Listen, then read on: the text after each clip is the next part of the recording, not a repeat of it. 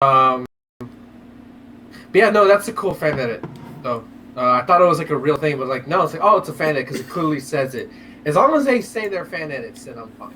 I just don't want them to show up when I look for the real thing. That's all. I mean, that's just the nature of things. It's like reaction videos showing up before the actual thing you want to see. Yeah. It's just the nature of the beast. But at least fan edits actually take effort. At least the good ones do. Reaction videos are relatively simple as fuck with minor editing issues. Why don't I do reaction videos then? Fuck. Because I don't want anybody to see my demonic face. That is why. Reaction videos are boring. Depends on the person, I think. No. Like whenever I watch Maximilian do a reaction video, even if it's something that I'm not hyped for, I get hyped. It's just to me, I think it's the person. Like, here's the thing. Okay, I don't. If you want to like watch a conference and talk along with it, like that can be fun. I don't necessarily think it's the most interesting thing for an audience. I think it can be if they're into that, but like it can be fun for the people doing it.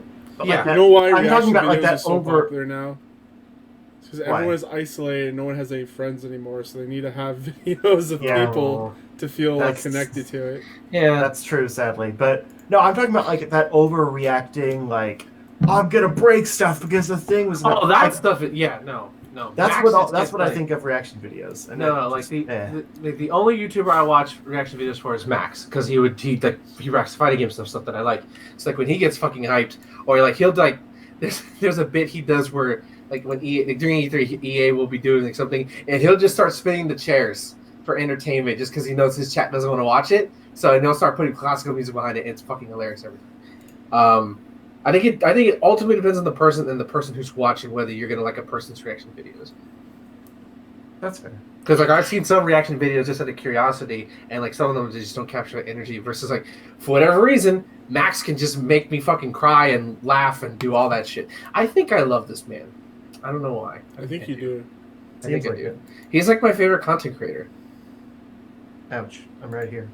But I mean, like, okay, favorite fighting game content creator, better because you don't create fighting game content. That's true. So like, yeah, and he gets me hyped every time he streams. He's the only streamer I actually watch like on a consistent basis. Sorry, Justin, he streams more than you do. Yeah, I don't really. Yeah, it's when I try, it fails.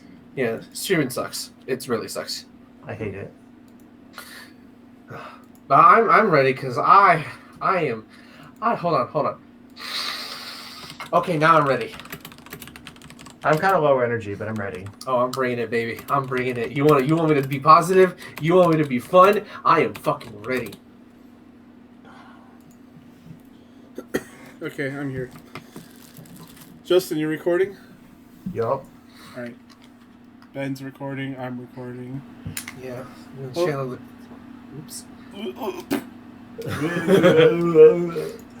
everyone. Welcome to the Try Shot Gamescast. Each and every week, friends gather around and talk about the games that they played, anything's going on in their lives. They have with me, Justin. What is up, fam? And Ben. Life is all just one big joke, after all. Oh, there's a Joker thing. Yeah. Got it. I'm trying to give us the clicks, damn it. Gotta get them clicks, right? At least that's what a Kotaku editor told me once. I mean, just saying the thing doesn't automatically get us clicks. Are you sure? That, right? Are you sure?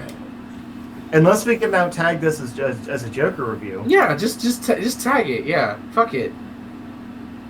I kind of want that to be the title, honestly. Yeah, just what, Joker review? Yeah, and that's all. Like that's it.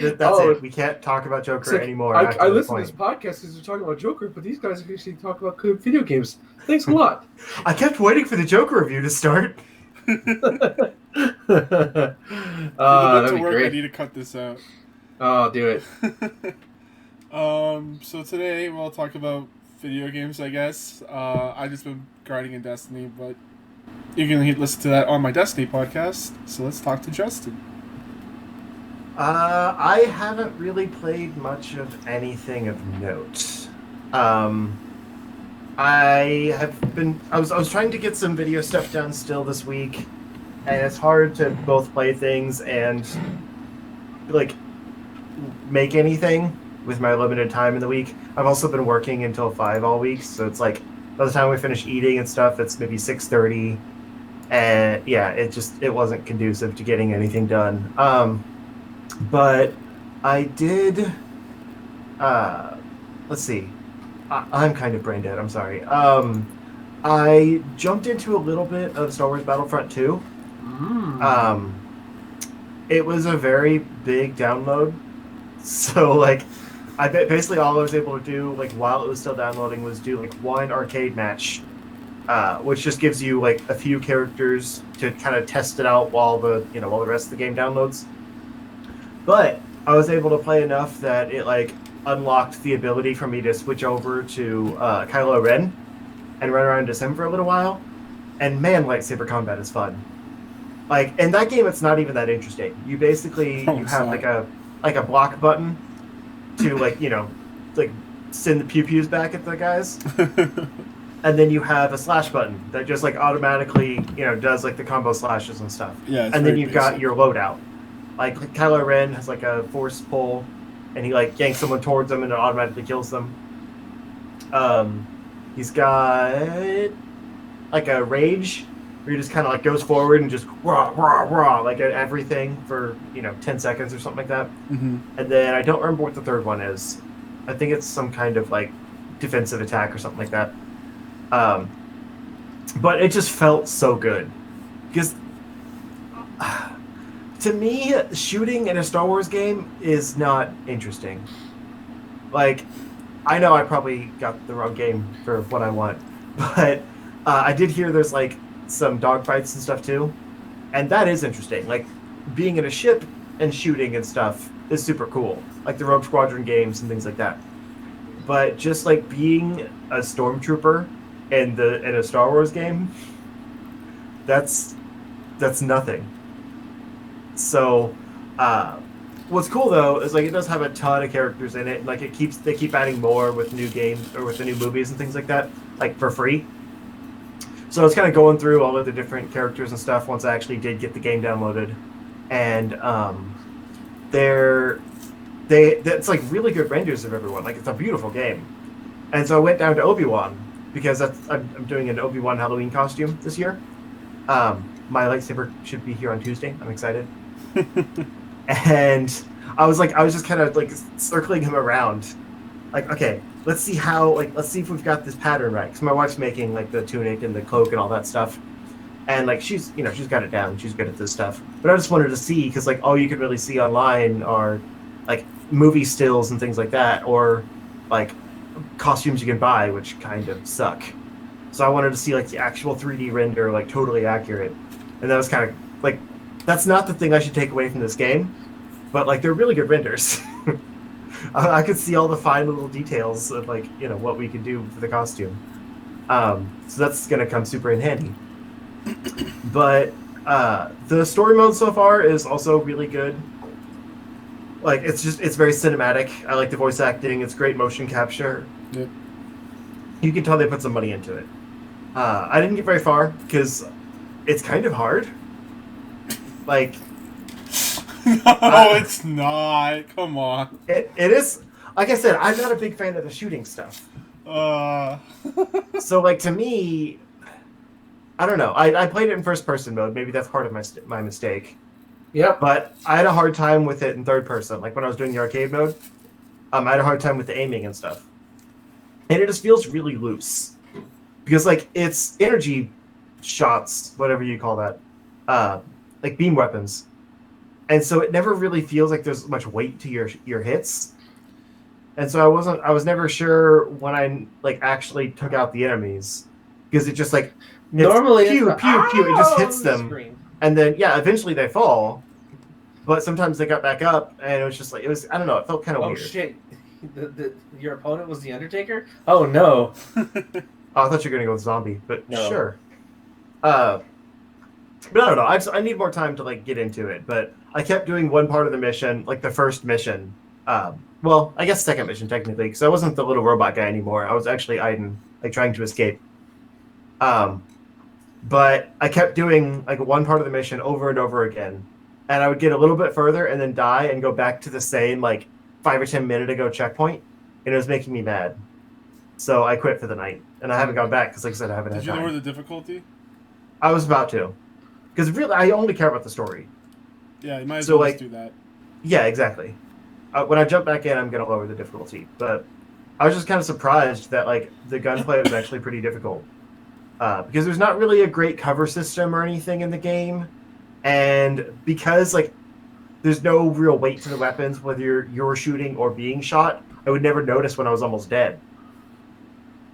So, like your health recharges, but it still takes a little time for that to happen. So when you're pinned in the corner trying to shoot everything down, and you can't really tell if you're hitting, I don't know. It didn't. I have to get used to the feel of the game, I think. And then Thomas gifted me the Crash Trilogy on PC, and I was never a big fan of those games as a kid. Like I only played the first Crash. It's because they're not good games. See, that's where I'm getting to. I'm still not sure. It's like what, 20-something years later, still unsure about Crash. Well, no. Crash 2 is a good game. Crash 2 is the best out of the three. I grew playing them, and I played the Remastered Trilogy. It's a good game. Fair. Okay, I'll just get right to it. My problem with Crash is it's very simple. Like, most platformers have some kind of hook to them. You know, like Mario has like the power-ups, and Sonic has the like spin dash and all that stuff. And like, you know, Spyro has a lot of stuff going on. Spyro's great. Oh boy, you're gonna be mad at me. Don't even go there. Oh, you're gonna be mad at me. If you offend my Dragon Boy, I will kill you. All right. But I'm about to offend your Crash. So the thing with Crash though is it's pretty much just jumping and spinning. It's Donkey Kong Country 1. That's exactly what it is. And Donkey Kong Country 1's... No, that even has more to it, though. Does it, though? Like, the level design itself is more varied than it is in Crash. You haven't got far enough in Crash, then. I finished the first world and some change. Yeah, you haven't gotten far enough. Because each one I tried to get through the first world just to kind of see how it opens up. Like, I went from game to game to game. I'm like, maybe you get more abilities. What is wrong with you? That's horrible. No, I just wanted a quick dive into all of them, just as a curiosity. Because like, you know, with some like Spyro 1 is vastly different from Spyro 3. You see what I mean? I believe you. And so I wanted to see. Okay, fair.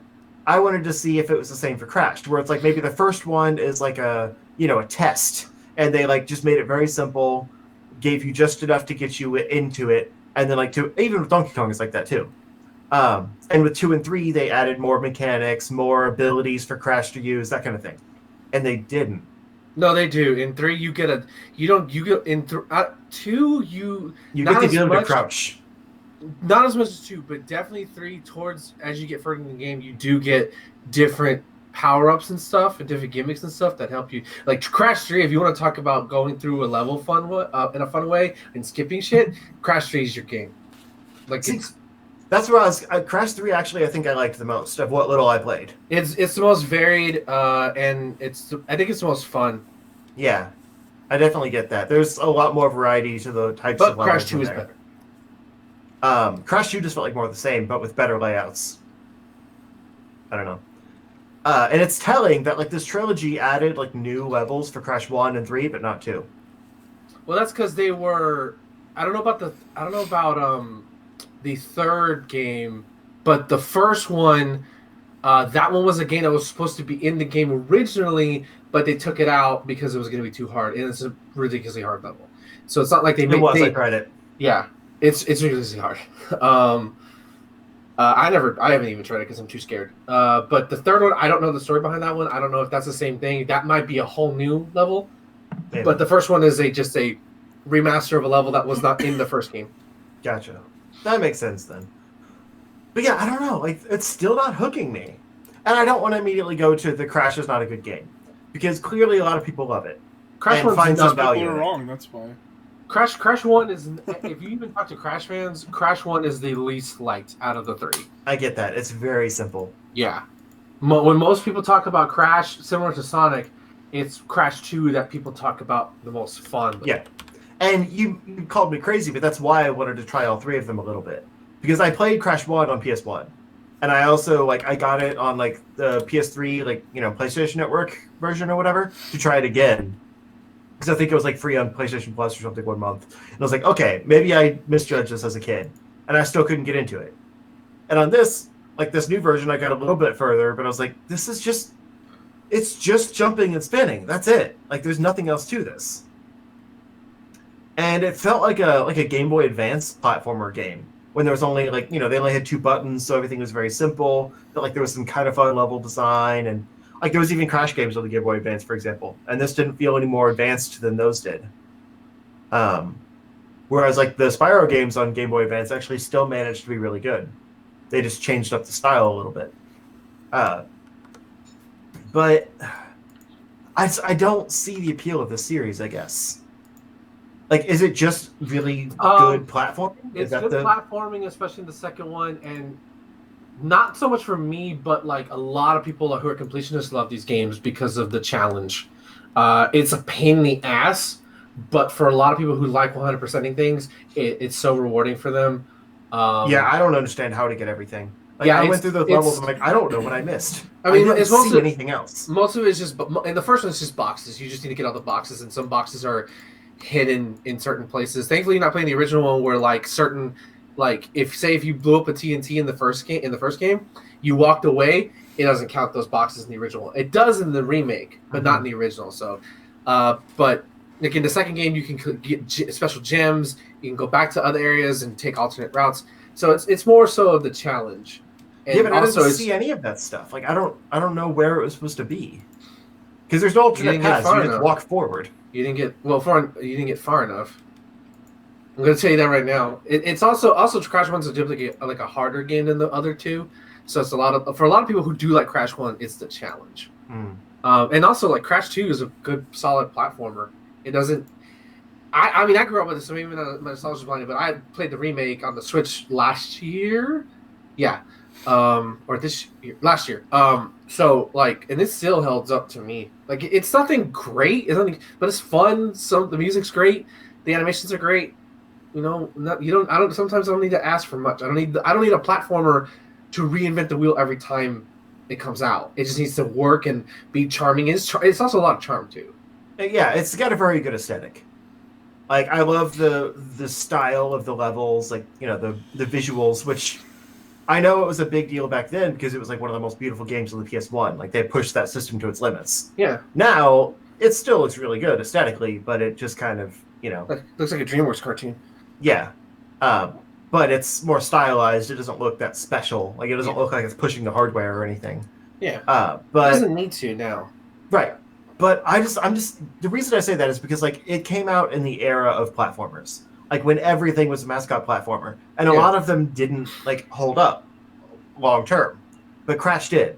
Somehow Crash like made it through with like Sonic and Mario and Spyro and all those others to like become an icon.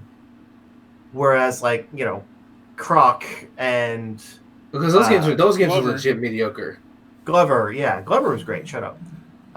Like Bubsy, which Bubsy was bad, but for like the 3 feet you can see in front of you in Glover, it's great. Did you play the PlayStation version? I don't know. I just watched someone play it and it looked like shit. Because it was way better on 64. Yeah, I'm pretty sure the fog in N64 was also there. Not as bad. Yeah, I don't know. I mean, there was a lot of marketing too back then. So like a lot of people who just had a PlayStation. Thankfully, my dad had like worked at a video game store, so we got it. So like, I think it's just like a lot of it is nostalgia, a lot of it is marketing, a lot of it is like people just really love the fucking game, and that was to a lot of people that was their Mario growing up. Right, I don't understand that comparison. It's so much more simple. It's just Mario 1. You run, you jump, you go to the end of the level, except a little bit you have more stuff to do. I don't know, I can't explain it, but like there's a reason why it stuck around. Like, I'm just kind of curious what that is. Well, I mean, not really. He kind of went away, and people don't want to talk about the PlayStation 2 era of Crash games. Like, for most people, Crash ended at Crash 3.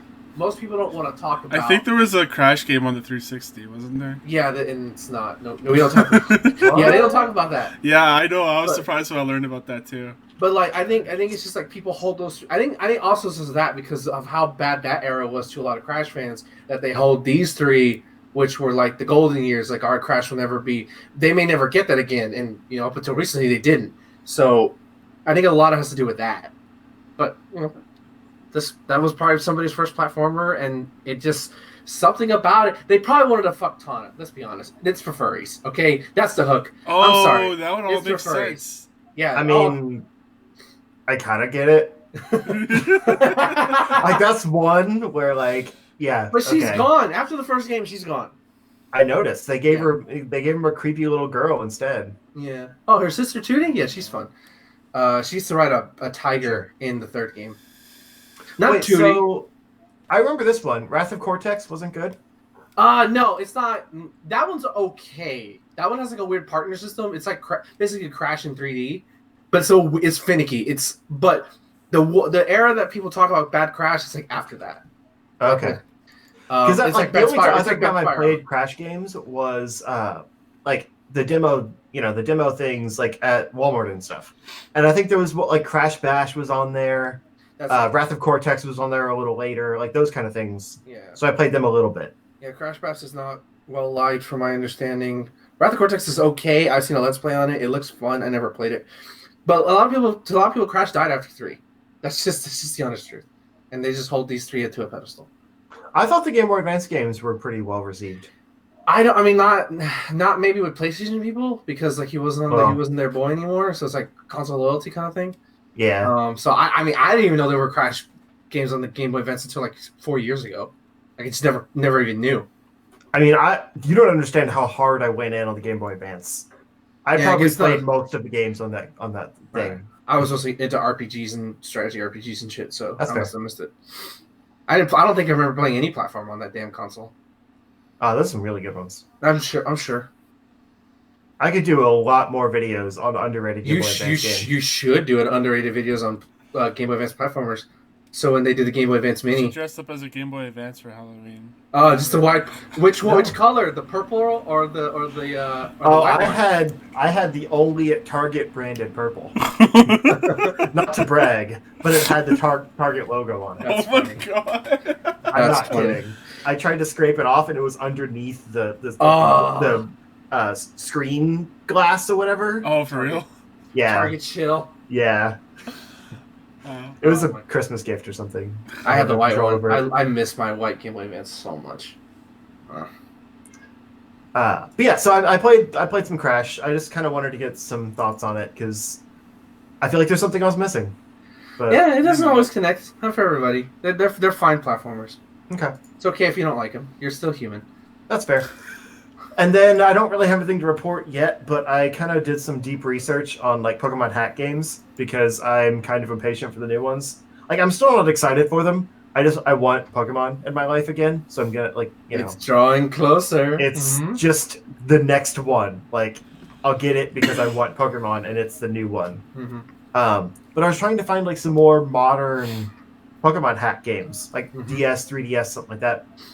And so many of them are based on Fire Red and Emerald. Yeah.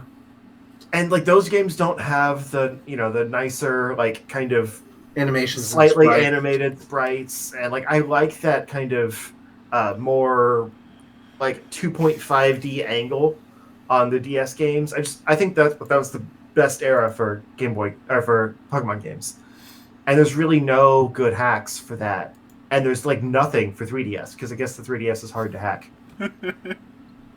So like it bums me out. But I did start one that I don't think I'm going to continue. It's really good, but like they basically like the main thing they did in it. I mean, it's a whole new region and everything, but the main thing they did in it was they added in like I think it's 4th and 5th gen Pokemon. There's like over 600 you can catch in the game, including legendaries and stuff.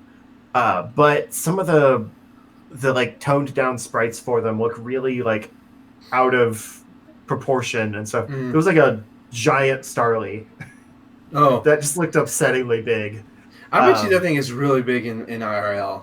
Like how Really? far it's 5 foot. How far it is 5'11". I bet you started it's like 5'7". That'd be so funny to me. Man, that giant ass bird coming at you.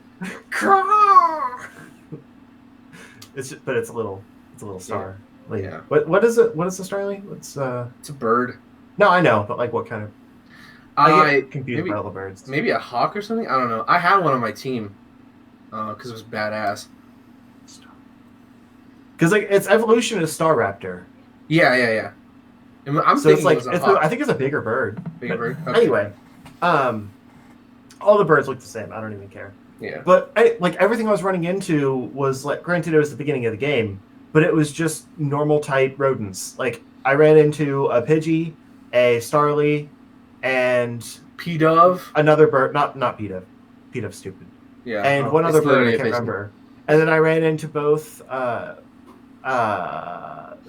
rabbits. I already forgot their names. Bunnery? Yeah, Bunnery and like, it's not Diggersby. It's the first form. Oh, yeah. Bunnelby, I think. I think it's Bunnelby. Yeah. Bunnelby. Yeah, I ran into both of those, and then Zigzagoon and Oh my god. You sound one of the others. sounds like you were in hell. Yeah, because like when you have that many Pokemon, like you don't need to waste it on all the stupid rodents. Yeah. I mean, you pick That's one. been the main thing I've been saying about Sword and Shield. Everyone's like, "Oh, how are they not going to have all the Pokemon? That's unacceptable." But there's so many like of the same thing. Yeah. You don't need all of them. Yeah. And so this made me feel the opposite of like, why did you put all of them? Yeah. You gotta catch them all. I guess. So I don't know. I've heard it's very good. Like it's supposed to be one of the best Pokemon hacks as far as like the script and the world they created and stuff. I have a hard time with these hacks when like they're not exactly what I'm looking for. But maybe I'll find what I like. I don't know. I've been waiting on there's one called like, I think it's another duo, but it's like all new like Fakemon types, but they're really good designs. And I've been waiting on that one. It started as Pokemon Ethereal Gates, which was like a huge name in like the Pokemon fan community. And then that went away, but they're like retooling it with a lot more updates and stuff, using a better engine and all this kind of thing. And I think it's like called Pokemon Sky, and I think there's another version. Retweet that one, yeah. Yeah, and like a lot of the new designs are so cool. Like they're retooling some of the old Fakemon into new ones, but like they all look legit. Like when I first retweeted it, I was like, "Oh, this thing is so cool! I'm glad." And then I was like, "Oh wait, this is a fan account." Like I didn't know. I thought it was a new Pokemon. So I'm really waiting on that one. But in the meantime, I wanted something to get into, and I don't think any of them are going to appeal to me. Yeah, you only got a month left till Sword and Shield, roughly, so it'll be good. Yeah. But I think we'll be back from Canada when it comes out. Because we'll get back like that Thursday, and it comes out Friday. So yeah, I'll play it then. That's fine. Because we'll have through the rest of the weekend off. Yeah. So probably beat it before me too. Actually, no. I'd probably beat it before big you. mug. Yeah. It is. It's been that kind of. It's been that kind of day. But that's it. Yeah. Ben, what have you been up to? Oh, I've been up to a fucking lot, so I'm gonna try to be quick. Teppen, it's really You fun. can just take my spot because I haven't played anything other than Destiny. I still don't want to be too long because I don't want to be a dick. I'm sorry. It's just how I process my brain. So I play Teppen more. I'm playing more casual matches, like actually versus the CPU. I'm getting the hang of it. I'm mostly been playing the Ryu deck, which is pretty much the noob deck, as I'm calling it, because there's a lot of offensive cards, a lot of cards that can basically, when you throw it out, it'll attack a card, another card immediately. But I'm finally understanding the meta a bit. It's kind of hard to explain, but I fucking love this game. And again, like I said last week, it's a really good presentation. I don't know, Justin, if you got to check it out at all yet, but I downloaded it, but it's been a week, man. Oh, okay. I haven't had time to play it. I'm not gonna lie. Maybe this is shallow, but it's going on my shallow. Why did I say that word? It might be on my game of the year list right now because it's so much fucking fun. It's a game that came out this year. People people make a big deal about mobile games, but it's just like me. I never played them before, so it's like and not just as a mobile game. It's a fucking card game. I not that I hate them. It's just most of the time the meta is like, oh god, I don't want to deal with that. But here I find Teppen, at least casual matches, to not be that much of a problem. But yeah, it's really fucking fun. So that's enough of that. Sticking with the phone thing. I I signed up for the Apple Arcade, which is officially started, and it's $4.99 a month. I think we reported on that. I figured, well, I got an iPhone 8 Plus, so I figured, okay, let's just download it. And I downloaded Shantae, Sonic Team Racing, Ocean Horn 2. I hope it doesn't bore me like the first one did. Wait, there's a sequel? Yeah, it's on. Yeah, Ocean Horn 2. Actually, it looks a lot better. Yeah, I thought you would have known about this. You didn't know about that? Yeah, I only knew about the first one when it stopped being a mobile game. Yeah, no, it's there's a sequel. I haven't played it because I'm afraid it's gonna be just as boring as the first one. I gotta check it out. So, but the game I did Did you play try, that new Choo Choo Rocket though? No, I haven't downloaded it yet. I heard a lot about it. So I probably will download it. But the game I did play though was that I can't stop raving about in my own head because I have no friends in real life. Is Sayonara Hearts or Sayonara Hearts? I can't say that right. I remember this game because it was shown off in a Nintendo Direct earlier this year. It's basically if you remember the Sonic 2 special stages, where you're kind of in a loop, not necessarily a loop, but think that where you're like on a linear track and you're kind of collecting, like running along and basically collecting stars. It starts off like it's basically that, and at first it seems like, oh, okay, this is pretty fun. Then like 2 or 3 stages in, the game goes crazy with its camera angles. All of a sudden, you're on a motorcycle chasing in a rival gang. You're doing cute quick time events. I'm not gonna say quick time events, but more like time button. I guess quick time events, yeah. And like you're jumping off your motorcycle. You're flying through breaking can. It's super cool. Like it's ridiculous how much visually it's very simplistic in terms of its design when you look at its base. But once like the music starts popping and the levels start changing and you're going your motorcycle through like twists and turns, and oh my god, it's so much fun. It's ridiculously fun. I kind of want to. It's on Switch for like $12. I want to throw money at the devs just to play it again on a bigger TV. But the soundtrack is so amazing. Like if you have an iPhone, I don't know if this game's on Android or not, but go play this game. It's so much fun. It's so great. And me talking about it does no justice to its visual design. It's so much work. It's so beautiful and like constant 60 frames per second. So great. Go play that game. And Apple Arcade, I think looking at what I have, I think Apple Arcade is worth $4.99 a month. Do you have like a Bluetooth controller? No, I don't. But how I have my setup, I wouldn't want to use it like on the bus because I wouldn't be able to place. Like, I don't have a place to sit my phone, where like it'll sit coherently. Maybe when I'm at home, I don't really like use my phone for mobile gaming. And if I do, it's Teppen, and that's just touch base. So I don't know if I'll get a controller for that. Just not something I want to do. I've thought about it before because like you can just kind of dock your phone into it and it's really compact and nice. But I don't use it enough, so I thought maybe since you have it that you might. No, I don't. I think I tried Shantae and the new Shantae game. It's on there, or at least the first chapter is. And as soon as I started moving with the touch control, I'm like, nope, I can't do this. No, I'm not playing a 2D platformer with touch controls. That's why I don't do a lot, because like the games I would be interested in are those. Yeah. But you can hook up a PlayStation controller to it, which I have. But the way my setup is, I don't want to play games like that. I'll buy those games for my Switch. But Sayonara Hearts, I don't mind playing because it's literally just, you're moving the bike. You're not jumping. It's all time based on your presses, not necessarily a directional. So the Terminator. Yeah. Isn't he awesome? He's actually really good in terms of his moveset. Yes, he is. I'm coming you from Crash. I don't believe you. Okay, first of all, you like Spyro, and I don't believe, and I'm coming from somebody who actually is looking competitive. So sit down. His animation, number one, his anti-air button. It's the funniest thing ever. It's literally him crouching, and then he kind of kicks his leg up. It's so fucking hilarious. You've probably seen memes of it somewhere.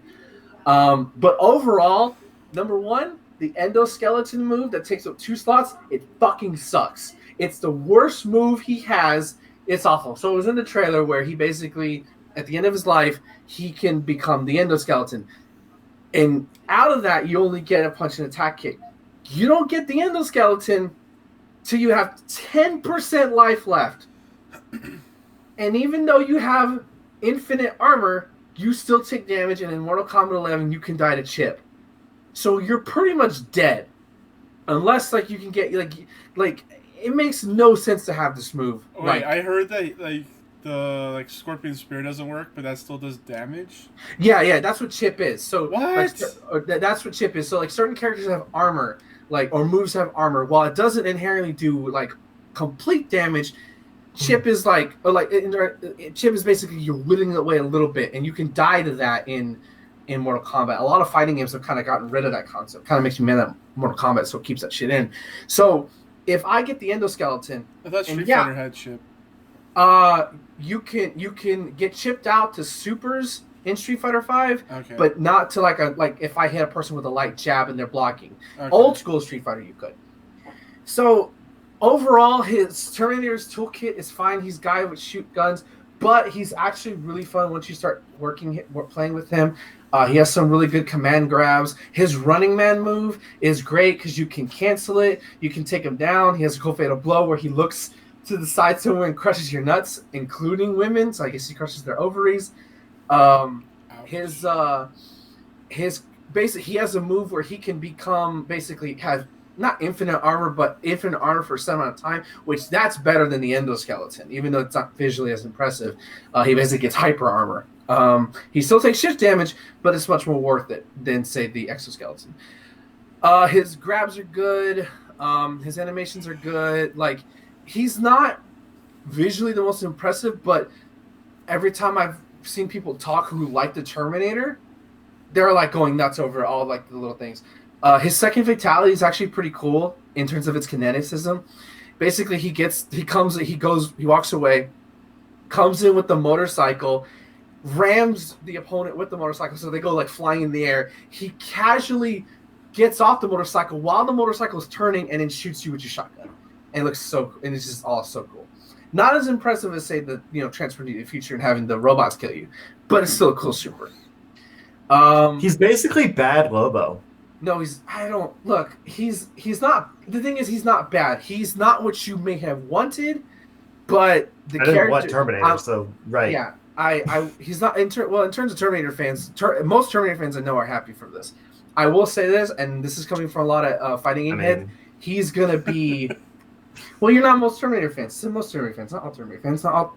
You're not part of Skynet, are you? I hope you're not, because I will have to hunt you down if you're part of Skynet.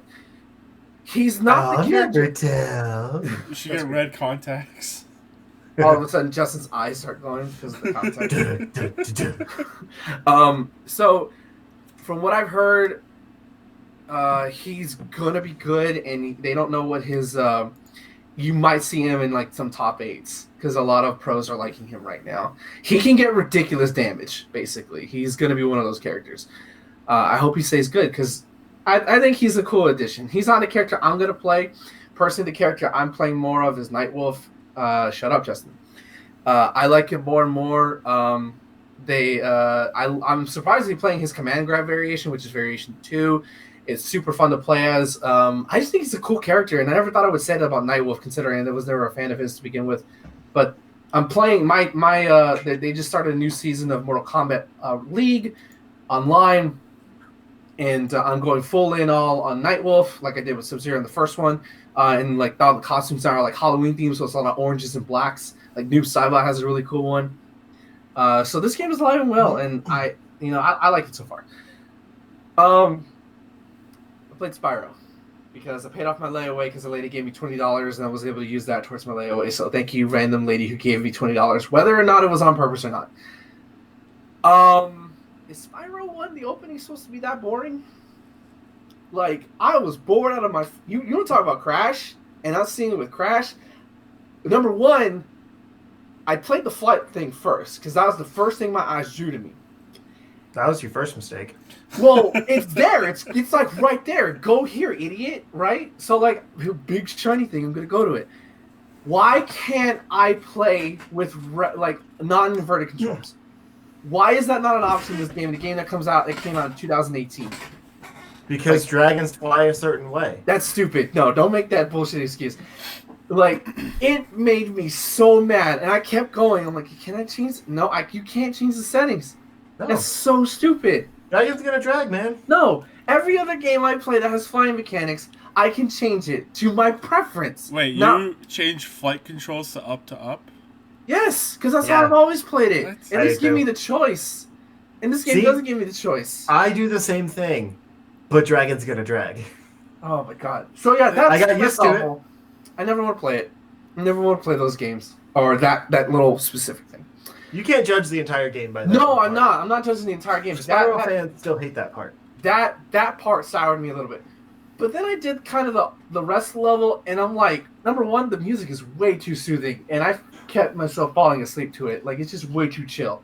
Like, It's when nice. it's nice, but like when I play a first level of like a somewhat platform collectathon, I want it to be somewhat spicy, and I legit started to nod off. Like Mario 1, it's fun. Donkey Kong 1, it's fun. Spyro 1, mellow out, relax. And like I don't want to relax, I want to be frenetic. It's boring. Like, the first level is so boring. Like I'm sorry Spyro doesn't do as much cocaine as you do. That's not like, the game's just fault. like, and like you go here, you collect the gems. The dragons are nicely animated. I like the voices, they're fine. The world's okay. It looks better than what I remember from the PS1, which I was expected. But like nothing about that first level like inspired me at all. Like, The first level gets by nostalgia. I'll give you that. yeah, but like, and I'm gonna play the second level more. I'm gonna play the game more. I don't hate it, but like, I'm just like, is this all you do? Is this all you do? Is just collect gems? And is there anything else besides these stupid flying missions? Please tell me there's more. I swear to God, if there's not more, I'm gonna be... Is that all you do? I mean, that is like the A to B gameplay. Is that you're collecting the things? That doesn't feel You're fun, completing though. the level because like the gems get you to the next island. Like you have to get enough to like pay the guy to get you off to the next island. Really? Because it was just seemed like it just based off of dragons. Based on when he said just rescue 10, 11 or whatever number of dragons, and you can go to the next world. He didn't say anything about gems. I got the gems anyways. Because I know that's a thing from Spyro, just from watching so many reviews and playing the game back then. The gems are a thing. I thought it was to get off. No, at least, unless I'm remembering it wrong, he basically says, rescue this amount of dragons. I got all the dragons. I 100% of the first world, which isn't hard to do. But no, it's an exploration collectathon game. Like the Yeah. point is to find all the things. Yeah, maybe I just don't like most collectathon games then, because I hated ukulele. But I'm not saying I hated this part, but it was just so boring. Like nothing. See, and I like that more than traditional platformers, which maybe is our difference of opinion. Yeah, but I can like a 3D collectathon thing. I like fucking Super Mario Odyssey. Like it all, like, so it's not that, but like, the first level to me in any kind of it needs to get me into it. And I like the opening cutscene where basically not Wart. What's the bad guy's name? Nasty Nort. Basically, gets mad because the dragons are talking shit about him on TV. Which I'm like, yeah, fuck them dragons. They were being assholes. Fuck y'all. Yeah, I don't I'm gonna remember the keep story of playing the first game, honestly. Like the main bad guy comes in, I think sometime for the second game on. The first main bad guy doesn't really mean anything. Okay, well, it's the first game, but yeah, I'm not calling the game bad, but similar how you were about Crash, I was sailing the way about Spyro. I'm like, what? Fair, but alternatively, like if you keep playing the series, Crash is a game that Spyro is a game that evolves and like gets you new abilities with each game, and so it adds more depth to that game. No, yeah, I'm fully aware of that. Yeah, I'm not gonna play 3 the most. I'm not gonna be a monster. I'm gonna like play with them like 1-1-1 because that'll throw me off too much. So I'm gonna play them in 1, 2, 3, unless I really hate them and I don't want to play anymore. Then I'll just go to the next one. But I'm gonna try to get as far as I can. I'd still suggest skipping 2. Just 2 feels just drastically different. Well, I'll give it a shot. Maybe I'll like it. Because you can go back to it. But I mean, like you could start it for the story stuff. Yeah. Because like I said, it does kind of introduce. I mean, it just hard introduces like they're just suddenly there. Yeah. But it does introduce like the supporting cast and the main bad guy and things like that. Yeah. But the game itself, it feels very like objective based rather than the first one. That's maybe I like that more. You might actually. Yeah, because it's like fetch quest stuff. Yeah, because I'm not a fan of how like you have to defeat certain enemies and you got to find the enemies. I'm not a fan of that shit already. Yeah, the first one's definitely a lot more free roam. Yeah, I can already tell there's gonna be like, it reminds me of the 100 coin mission shit in Mario 64. It really reminds me of that. We have to find all the coins, defeat certain enemies to get coins, and sometimes that fucking enemy you can't find. There's nobody to be found. You're stuck at 98 gems, or I know it's not 98 gems. You can get more than that, but just embarrassing. So yeah, not impressed. Sorry, Spyro fans. Hopefully the rest of the game will impress me, and hopefully the soundtrack will become a little bit more upbeat. Wake me up, damn it! Wake me up. It's mostly just fun atmospheric tunes. Oh god, I'm gonna fall asleep, aren't I? There's some good music. It's not like upbeat and catchy. That's already not. It's good. supposed to be tonal. It's not that you are not helping the game's case. But let's talk. The final game I played was, and I didn't talk about last week, which is surprising because I completely forgot about it. But it's Dragon Quest XI. Yeah, this game is fantastic. I love it. I love this game. It's. I've been tweeting about it. I love the characters. I love how old school it is, and I love how you can customize it to make it old school or not old school. The music's growing on me. Oh my god, the 2D mode is so beautiful. So the 2D mode has a negative and a positive. Number one, looks beautiful, looks amazing, and oh my god, I just want to cry when I see it. But if you want to play the game in 2D mode, you can switch. But say if you're in the middle of a chapter and say I want to play in 2D mode, you can't. The game will not start you where you were at. It'll start you like at a undesignated checkpoint where you previously were. So say you pass the checkpoint and say you're like a couple of bits in. It's kind of hard to quantify how long it is because there's not like a thing. If you're before the next checkpoint, the game will say you can go back to this point and start from here. You can't just immediately change the 2D mode to where you're at that point in time, which is I thought they had originally advertised it as that. Like you can switch at will. I mean, you can, but you can switch at will because you can go to the church and do it whenever you want. You can go to church, do whatever you want. But you can't just like toggle back and forth while you're right. It's not that. So that's kind of a disappointment. But to me, I took it as, well, look at it this way. I'm going to play the game in 3D, and there's another thing to 2D mode. It's not just into this specific thing.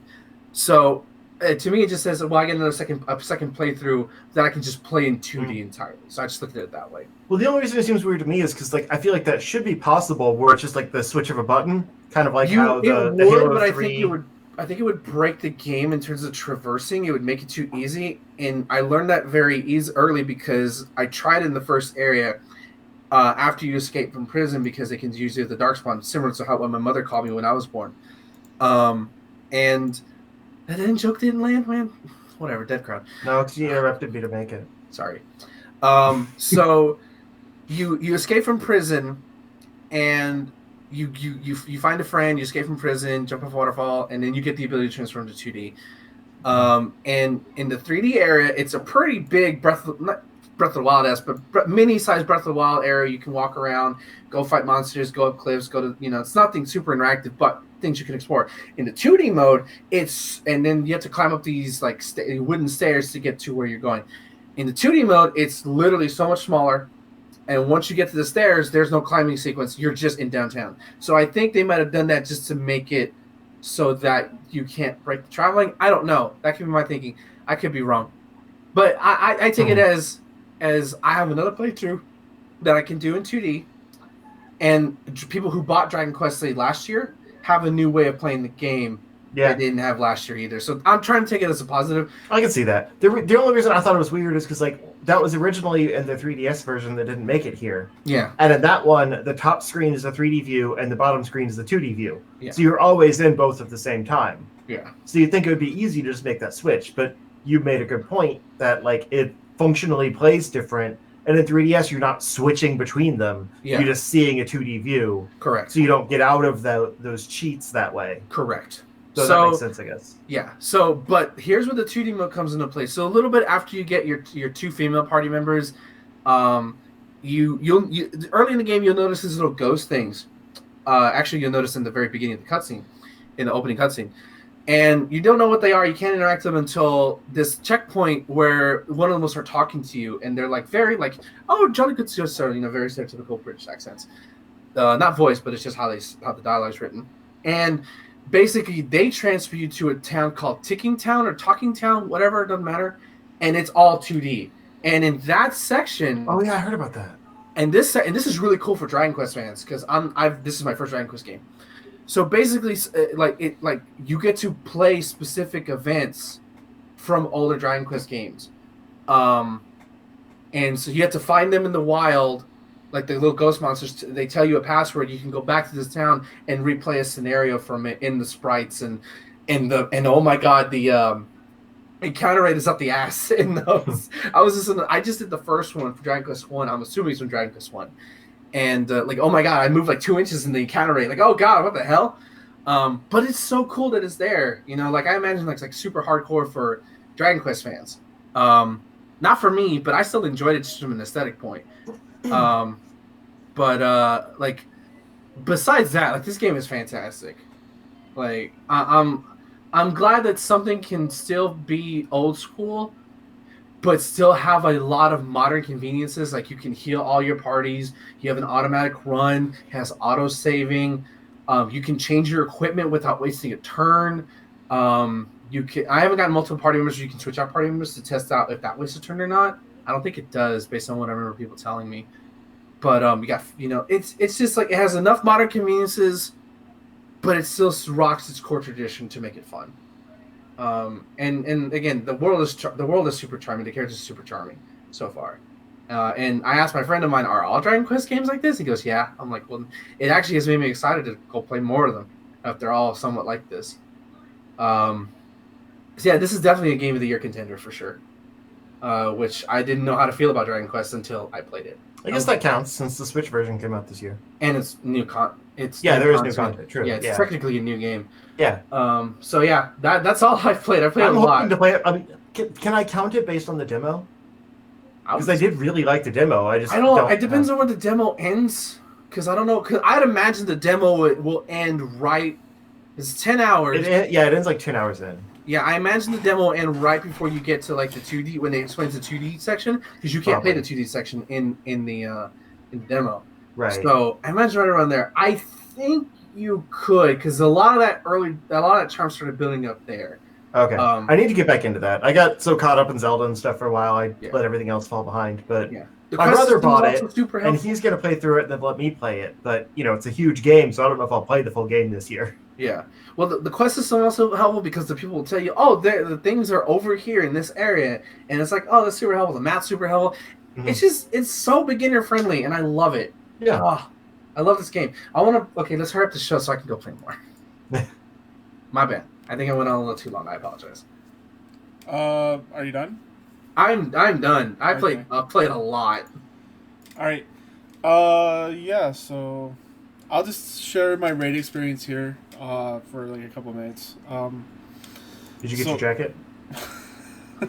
That's all I care about. No. The real life loot. No. I believe I still have this week to finish the raid in order to get the jacket. But the first day raid, it has a contest modifier on it, so it smushes everyone down to the 900 level power level. So it gives everyone like a fair playing field. But the raid itself is leveled at 940. So you're playing at like such a power disadvantage. It smushes everyone down to a disadvantage. Exactly. So like it tries to create a even playing field. But we just kept getting raffle stomped by Cyclopses. Like they just kept one-shotting us over and over. And it wasn't the raid mechanics that like tripped us up. It was just like trying to deal with these overpowered enemies that we've never faced before. Because I don't think any of us have tried like lowering our light and going into raids and messing around that way. But a lot of people have. They do speed runs and like 2-man raids and stuff like that. So yeah, that gotta get those strats up. Yeah, it was rough.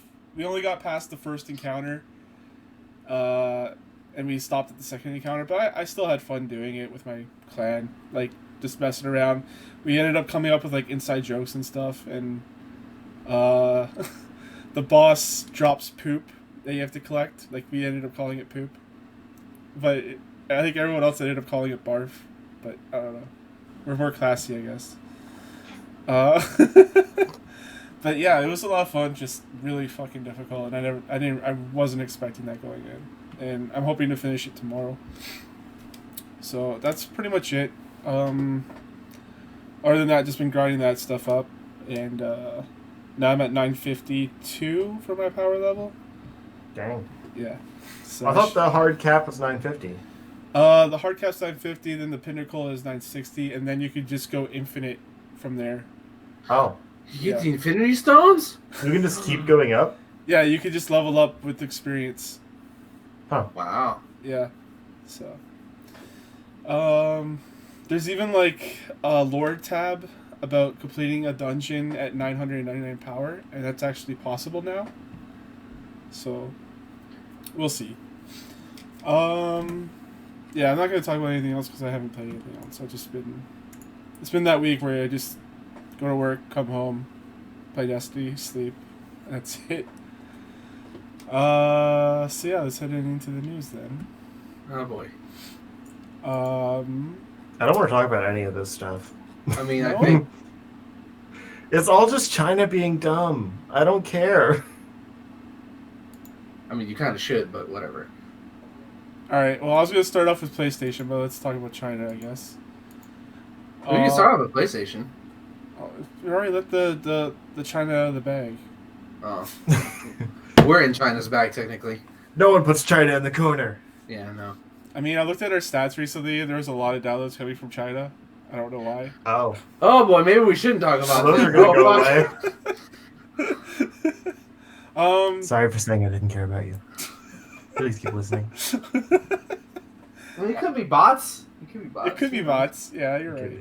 But I also know people that are over there, so. Yeah. I mean, yeah. Ben, what do you? It's not that I don't care about the people. It's that, like, I don't care about drama in general. I try to avoid it. This is like major deal drama, though. Yeah, this is like people fighting for their Like right to not be democracy. Yeah, this is not just like drama. This is intense.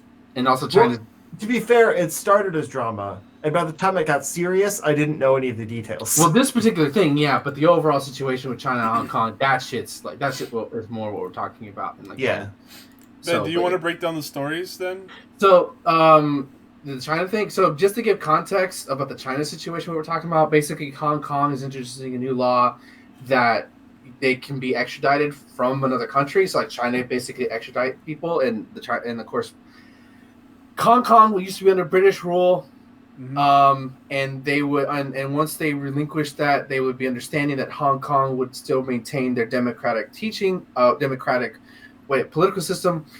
And China's over the years whittled those away, from my understanding.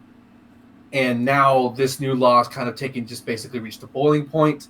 So yeah, and that's why you've probably seen in the news like the protesters with the gas masks. Actually, Hong Kong government basically recently tried to introduce a bill to ban gas masks and protective masks, which Just is so people can't cover their faces. Yeah, And so can't it's protect themselves from like the state police. I don't know. yeah. So and that kind of gives credence to this, where and this has been going on for months now, right? Yeah, this has been going on since June that I Yeah. know of. Because I remember being in Toronto for SummerSlam, and like there's like video screens when you walk down the street. It'll play news, and like people were staring at it, just like looking at Hong Kong. Right? Yeah, it's surreal. It doesn't feel real when you look at it. Wild, man. So yeah. And so basically, what we've gone to now is Blitzchuing, who is a Grandmaster Hearthstone player, was banned by Blizzard because he went on a stream where basically he said freedom for Hong Kong, and of course Blizzard basically said that violated their sportsmanlike conduct. During the Asia Pacific Grandmasters broadcast over the weekend, there was a competition rule violation during a match. Post-match interview involving Blitzchuing. We have found the action has violated 2019 Hearthstone Grandmasters official competition rules, section 6.1. Individual behavior does not represent Blizzard or Hearthstone esports. Found below, and basically they've stripped him of his title. He's not the Grandmaster. He's banned from Hearthstone for a year, and also the two casters were also fired from, and all because China, not just the Chinese government. Because I think a Chinese company actually has a stake in Activision Blizzard, which doesn't surprise me. Chinese companies have stake in a lot of American companies. Look at the NBA this past week, where the Houston Rockets general manager tweeted out support of Hong Kong and the Chinese government. There was a game in the NBA. There's an NBA game in China between doesn't matter, Lakers and whoever, doesn't matter. Where once he tweeted out, basically the Chinese government had workers tear down all the banners, no press conference. They ignored it. Instead of showing the game on TV, they basically showed soccer matches instead. So like China does not like being insulted. But they're sending shitholes. I'm sorry. It's just real shitty. Blizzard's real shitty. Like the fact that basically they're bowing down to their Chinese overlords, which this is true. Because a person spoke their mind and said that he wanted freedom for Hong Kong. Right. I'm going to read out a couple of things here from regarding like Blizzard's side of things. So Blizzard released a statement about the incident, saying they're not happy with his actions. During the Asia Pacific Grandmasters broadcast over the weekend, there was a competition rule violation during a post-match interview, including the Blitzchuing and the two casters, which resulted in removal of the match VOD replay. Upon further review, we have found the action has violated 2019 Hearthstone Grandmasters official competition rules section 6.10, and it's individual, or maybe that's 0, I don't know. And is individual behavior which does not represent Blizzard or Hearthstone is found below. Engaging in any act Blizzard's sole discretion brings you into public dispute, offends a portion of group of the public, or otherwise damages Blizzard's image, or result in removal from Grandmasters and reduction of the player's prize total to $0 USD, in addition to other remedies which may be provided under the handbook of Blizzard's website terms. So, like, they have something in place to have people not do this stuff, but, like, it doesn't come off good for Blizzard. No, it doesn't. Yeah. It's real shitty. Yeah. I like that one of the creators of WoW has stopped supporting Blizzard, though. There's a lot of stuff going on. So, like, I was talking with some people about this as well, and they're saying, like, Blizzard's been, like, just banning people for basically life, like 1,000 years for, like, coming out and supporting him and stuff like that. Yeah. There was, of course, the famous, like, there's a thing on Blizzard that supports equality and everything. It's been taped over by paper by some people, like, by the employees, yeah. By employees, yeah. There's apparently so people have been like talking about installing Blizzard product, Blizzard, like the BattleNet and all that stuff, and apparently now Blizzard. I did that before; it was cool. Yeah. Apparently Blizzard has like found a way to like not allow you to do that, which is like that's really fucked up. Wow. Yeah. Or like each process just doesn't work for some reason, which that's Blizzard. That's really shitty. Thankfully, I don't play anything Blizzard, so it was very easy to do that. But I did consider buying Overwatch for Switch. Now that shit ain't happening, so fuck y'all. I'll keep playing Smash. And what's funny is that, like, of course, my Destiny clan, right? They were on Battle.net. They were part of Activision Blizzard, and now that they're free, it's like, man, Bungie like really missed the bullet with this one. Yeah, you posted that image of the girl looking at the fire, like with the smirk in the fire. It's like just in time. Yeah. Oh my god. I mean, I've been waiting. Like, I kind of missed Destiny, but I was like, I'm not going to reinstall Battle.net for it. I don't like Blizzard. And then all this happened, and I'm like, cool.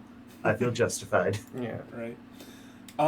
But there have actually earlier before the recording, Blizzard has come out and released a statement. So I'll let you guys read through it while I read it out. Are you reading the Chinese statement? Because there's also one for that too.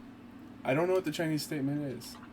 It's basically like I'll get it just so I can read it, but it's very different from what we got. Okay. So Blizzard came out and says, "Hello, Blizzard community." This is from Jay Allard, president of Blizzard. Hello, Blizzard community. I want to take a few moments to talk to you all about the Hearthstone Grandmasters tournament this past weekend. On Monday, we made the decision to take action against a player named Blitzchuing and two shoutcasters after the player shared his views on what's happening in Hong Kong on our official broadcast channel. At Blizzard, our vision is to bring the world together through epic entertainment, and we have core values that apply here. Think globally, lead responsibility, and importantly, every voice matters, encouraging everybody to share their point of view. The actions that we took over the weekend causing people to question if we are still committed to these values. We absolutely are, and I will explain. Our esports program are an expression of our vision and our values. Esports exist to create opportunities for players from around the world, from different cultures, from different backgrounds, come together and compete and share their passion for gaming. It is extremely important to us to protect these channels and the purpose they serve, to bring the world together through epic entertainment, celebrate our players, build diverse and inclusive communities. As to how these values apply in this case, first, our official esports tournament broadcast was used as a platform for a winner of this event to share his views of the world. We interview competitors who are at the top of their craft, share how they feel. We want to experience that moment with them. Hearing their excitement is a powerful way to bring us together. Over the weekend, Blitzchuing used this segment to make a statement about the situation in Hong Kong. In violation of rules, he acknowledged and understood, and this is why we took action. Every voice matters, and we strongly encourage everyone in our community to share their viewpoints in the many places available to express themselves. However, the official broadcast needs to be about the tournament, to be a place about where all are welcome. In support of that, we want to keep the official channels focused on the game. Second, what is the role of the shoutcasters in the broadcast? Shoutcasters are hired to amplify the excitement of the game. They elevate the watchability and help the esports viewing experience stay focused on the tournament and amusing players. Third, we're actions based on the content of the message. Part of thinking globally, leading responsibility in every voice matters is recognizing that we have players and fans in almost every country of the world. Our goal is to help players connect in areas of commonality, like their passion for our games, and create a sense of shared community. Specific views expressed by Blitzchuing were not a factor in the decision we made.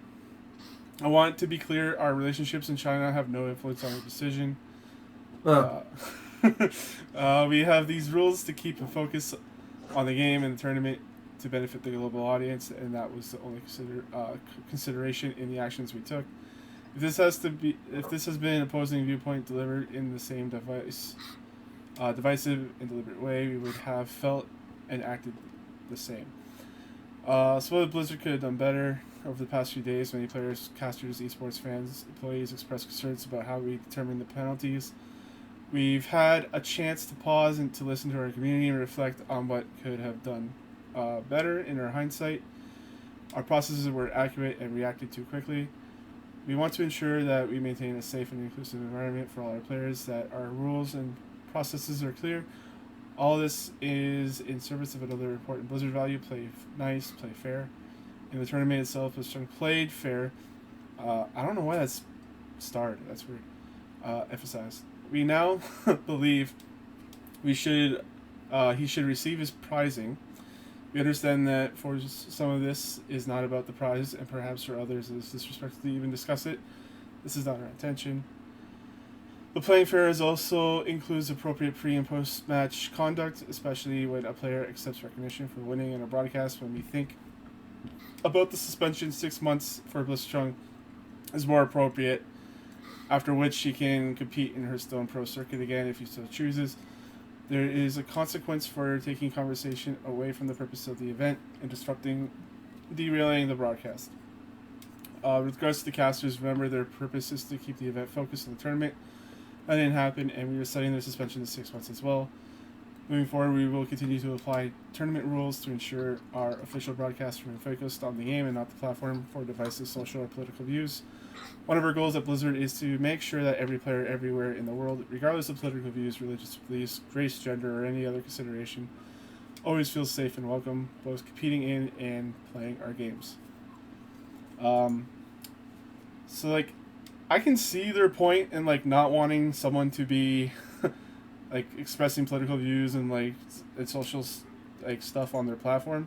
But like they said in this document here, was that their actions were just way too harsh for what happened. Like, anyways, Ben. So yeah, the Chinese statement, which it's going to sound very similar, but wait till you hear the last line. We express our strong indignation or resentment and condemnation. You can say the last line. Okay, so basically, same thing. Also, we will protect or safeguard our national dignity or honor. Oh my god, dude. Yeah, that's like. Oh my god. Yeah. China and their honor. Yeah. By the way, just look up Chinese Taipei. Look up that fucked up situation. Look up Western China. China's does some fucked up shit, dude. It's not like they're not communist anymore, but they're definitely authoritarian. So, yeah. Yeah. Like, I hate that we had to talk about this, but like I feel like it just entered our world, and I feel like we need to talk about it. I like talking about it. I was like, I'm sorry that wanting freedom and not oppression from an opposing government that doesn't govern over you is whatever. Maybe I'm crazy. You're not. I support Hong Kong. There you go. I said it. I'm sorry, Chinese listeners. Maybe they do too. Watch, are we get fired from what I've understand, the Chinese government does a good job of brainwashing some of their citizens. So I don't know. I'm gonna get fired when I go into work on Tuesday. I was watching an interview. Oh yeah. Maybe that's where our Chinese viewers or listeners are coming from. Oh boy. Yeah, it's fucked. Yeah, it's not great. If you support democracy, you support Hong Kong. All right, so let's on into some console talk then. Yeah. Atari VCS architect Rob Wyatt leaves the project, calls out Atari for missed pay. Ooh, I'm sorry. Remember a couple weeks ago I was like, hey, remember that Atari console thing they were working on? It's supposed to come out earlier this year. It's supposed to come out in December. It's supposed to come in March. Ain't coming out. This shit ain't coming out. Until just recently, Rob Wyatt was the system architect heading up Atari's new console project. But now Wyatt says he's resigned from the post after Atari neglected to pay him for more than 6 months. How do you work and not get paid for 6 months? I don't know. How is it called neglect at that point? You don't just keep forgetting for 6 months. Oh yeah, shouldn't I begin? Yeah. Huh. It's like, oh, you didn't get your check. We put it in the mail a month ago. And the thing is, this is even a huge company. It's literally 3 dudes? I think it's 3 dudes. Yeah. They're running an office somewhere. By the way, the CEO is that $3 million that people spend on there. He's pocketing $1 million of that shit annually. Oh, that's already spent, dude. That money's gone. Yeah. Speaking to the Register, Wyatt said that Atari had failed to fulfill invoices from his company, the Tin Giant, over the 6 months, despite firm's work on the system. And as of October 4th, he had officially resigned from the project. I was hoping to see the project through to the end and that it wouldn't come to this, but I have little choice other than to pursue other opportunities, Wyatt told the publication. Wyatt, previously the system architect behind Microsoft's original Xbox and Tin Giant, were announced to be working on the Lynx-based console in June 2018. Through their partnership had quietly started months before. We've reached out to Atari about Wyatt's departure and claims of missing payments. And their statement was that they have no statement. Cool. That sounds right. Yep. Yeah. There's gonna be a lawsuit out of this. I mark my words. Oh yeah.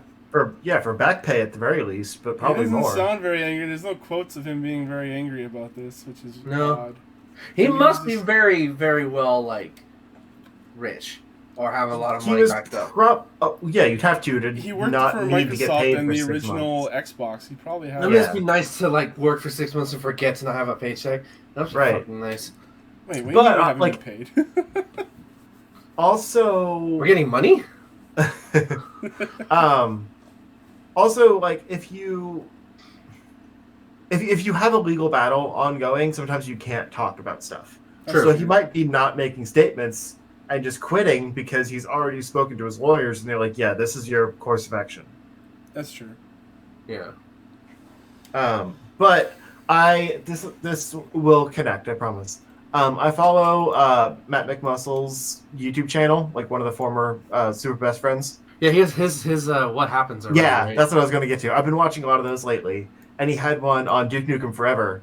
Ooh. And it's 20-year release cycle or something like that. And how it started as on the Quake engine, and the Quake 2 engine, and then on and on and on, and finally came out and was garbage. This already feels like that, where it's they're promising on all this stuff, and they have no idea what they're doing, and they're just going radio silent instead of making all these false promises like a lot of bad things do. They just like aren't talking about it, and they're hoping that you'll forget about it until they're ready to talk about it. But then when they talk about it, it'll still be 5 years away, and like they'll piss all of their partners off along the way. But they'll swear that like it'll come out when it's ready, and I don't know. I'm really curious to see the garbage fire this ends up being in like 2035, when no one even knows what Atari was. No, Atari will be cool again. It'll have all the neon signs around everywhere. Did you see that they posted like pictures of what the board looks like and all that stuff? No. Oh No. my god. Yeah.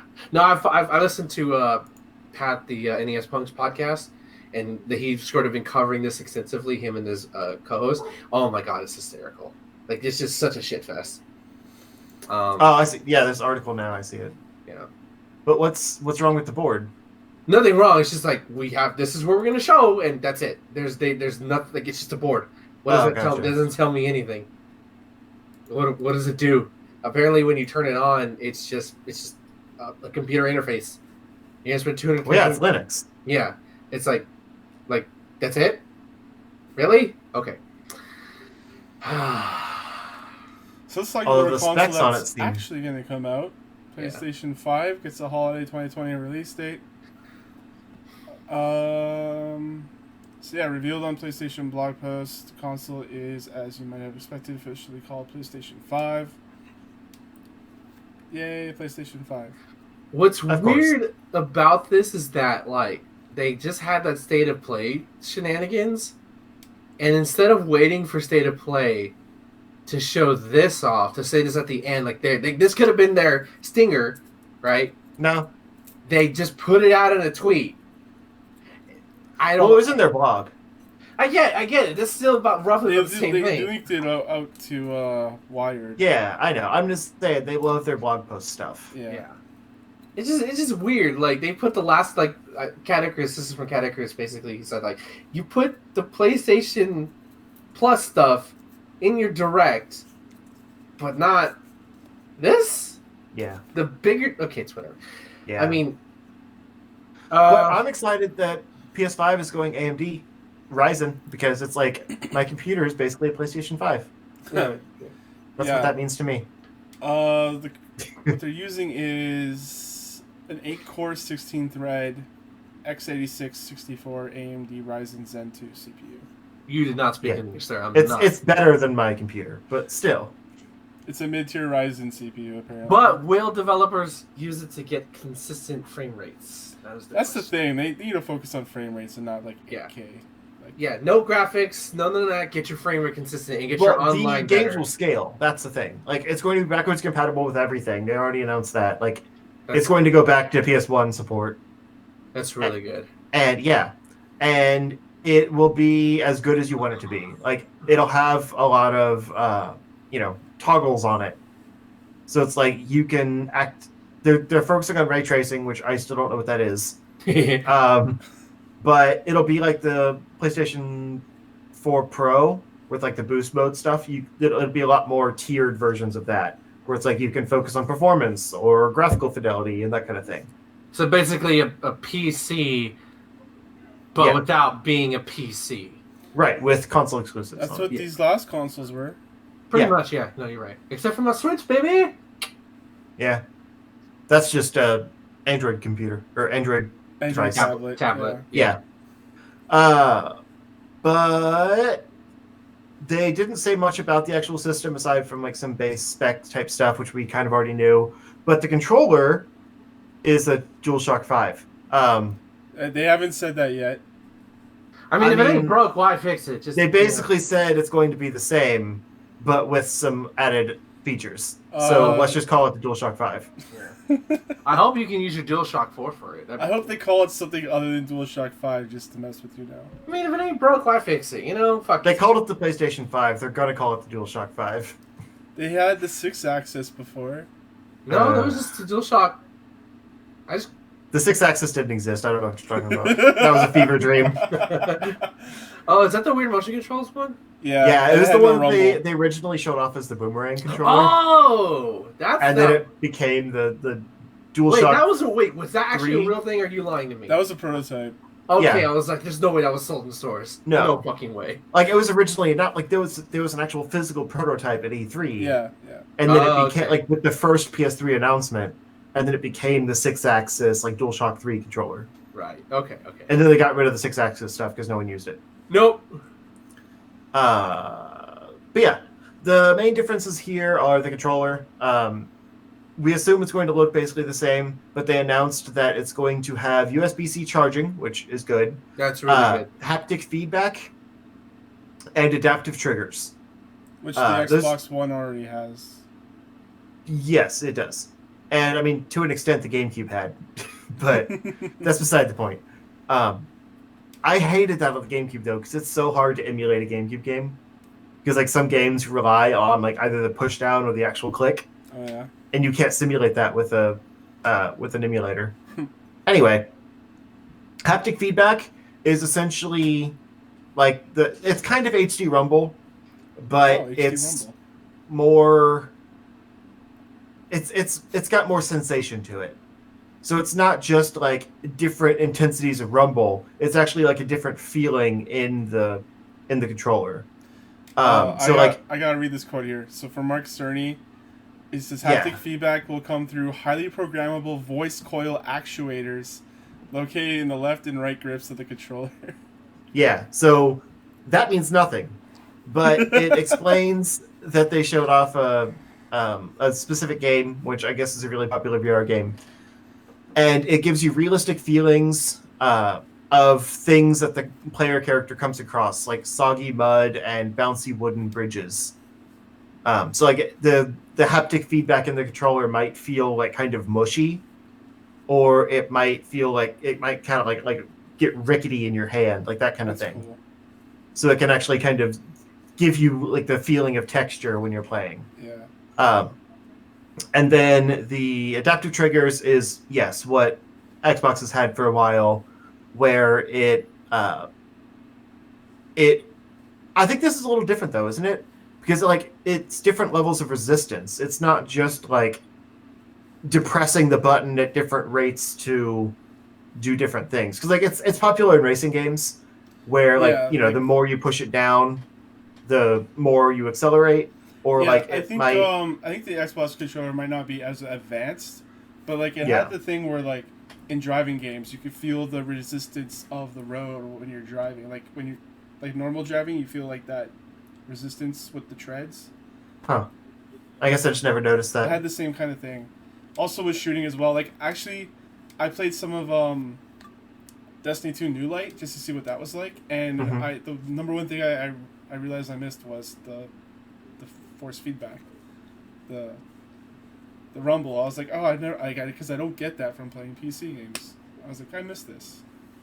So, like, you only get that when you're playing the game on Xbox, or Xbox or PlayStation. Because like I use an Xbox controller, so you'd think I would still get those same sensations. I don't think my rumble works on computer. I don't know. Huh. I haven't paid attention. I haven't noticed. Yeah, but anyway, the point is like it increases the tension for different things. Like if the example it uses is if you're pulling a bow, it's going to have a lot more like force feedback against you while you pull the string than it would if you're just like shooting a machine gun. But the machine gun might have like a rapid tension where like it loosens and tightens. Right. You know. So like that's some cool stuff. Yeah, like it's immersive cool. stuff in the controllers. It's a neat gimmick. Yeah. Yeah. But that's really all they announced. It'll use 100 gig optical discs, so much larger space on the discs. But it will still have to install games because there's a major difference between the speed of the solid-state drive in the console and the disk drive. So it's not that there's no space; it's that they want to be able to offload the loading times and stuff on the solid state because they're trying to basically remove loading times in general. Yeah, but you got to make sure to watch out for the liquid state because it might kill you. I made a Metal Gear joke. Was it? Yeah, let's just move on. Real quick, the last part is that they will allow more nuance in how you install things, even though the installs are required. So like you can delete off sections of a campaign after you beat them. Yeah. Huh. Or you can just install like the multiplayer or single player portions of a game. Yep. So the games themselves will be a lot bigger, but you don't necessarily have to install the whole thing. Yeah. PCs You can have had only this for a install the while. parts you want. Oh, really? Yeah. That's neat. I didn't know that. So yeah, some cool little quality of life things they're throwing in there. Yep. Because you have to have that stuff. You can't just keep making things look better. Right. Also, that Blue Point apparently is making a big new game for the PS5. Blue Point. They're the ones that remade Shadow of the Colossus. Yeah. Okay. So that's neat. That's cool. Over under, how many launch titles? 6. Wow, that's being ambitious. Give or take 3. Thomas. I was gonna say 5. I'm going 4. Well, you have to remember, the PS5 is going to be backwards compatible. It's gonna be 5 But for there's PS5. no new generation anymore. Like, everything's still going to play on the PS4 and the PS5. Okay. So any games that they're coming out with on the PS4 around that time will be PS5 launch titles also. But more than likely with for launch the titles these days, there's so many games coming out all the time. Yeah. Right. And you have all these little games as well as the big games. Like, Right. I'm sure there's going to be more launch titles for this thing than previous. Because 6 is about average for launch titles. We'll see. Yeah. We shall see. I'll still be playing my Switch. Sorry. Same. I don't see a reason to get a PS5 if the stuff still works on PS4. Yeah. I'll buy a PS4 at that point. When Yeah. it's I would maybe get a Pro. Yeah. Yeah. My PS4 in the basement. I only ever play my PC now, so I don't know. Yeah. PC and Switch. Yeah, it's that's the tag team of gamers everywhere. So last news story of the day is there's a lawsuit to allege Fortnite as addictive as some drugs. It's made it, boys. Montreal-based law firm is preparing a class action lawsuit on behalf of 2 parents who claim that the popular game Fortnite is addictive as some drugs. The firm Calyx Legal represents unidentified plaintiffs who are the parents of a 10 and 15-year-old boy. Legal action alleges that Fortnite, when played for a long period of time, causes the player's brain to release the pleasure hormone, dopamine, in the same way. Built those blocks. Oh, yeah. In the same way that some drugs create I rub a my chemical nipples when I get my kill count. Oh, yeah. create a chemical addiction. The thing is, when they're talking about this, there's actually truth to it. No, There is. you're right. Yeah. It's how I Video get game when I play addiction Dragon is a disease. Yeah. Isn't that listed in the medical thing now? Yeah, it is Yeah, now. yeah, officially. Plus, being free to play, but with microtransactions, is very similar to the idea of get them hooked and then make them pay with drugs. Like a crime boss. Yeah, exactly. But while this is serious, and I honestly kind of agree. I mean, I hate the Karens that are doing this, but I agree with the overall analysis of these kinds of games being akin to drugs.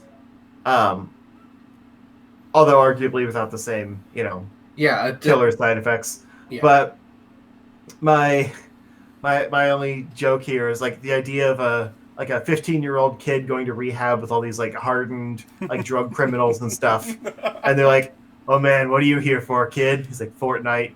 Like, a 2-week bender? No, just a video game.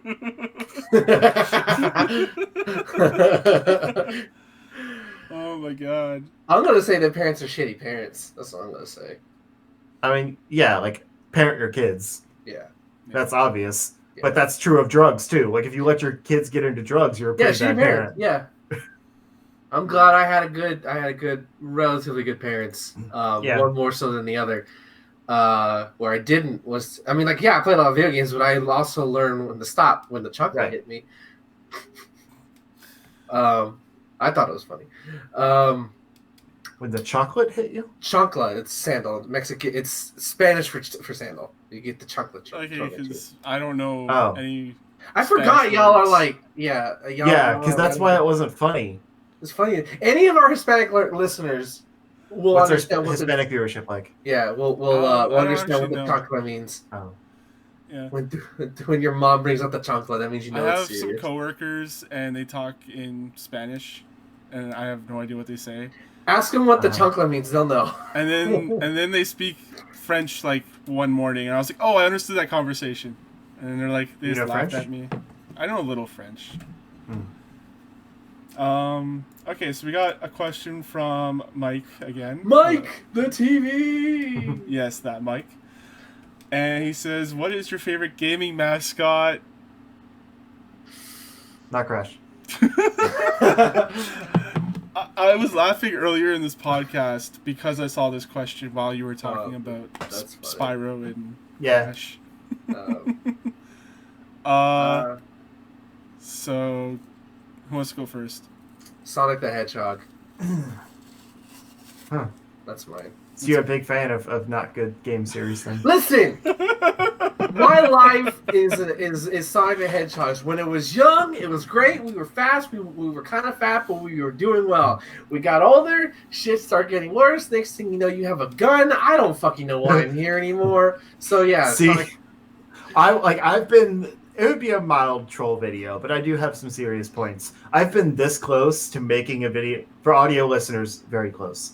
To making a video called Sonic Was Never Good.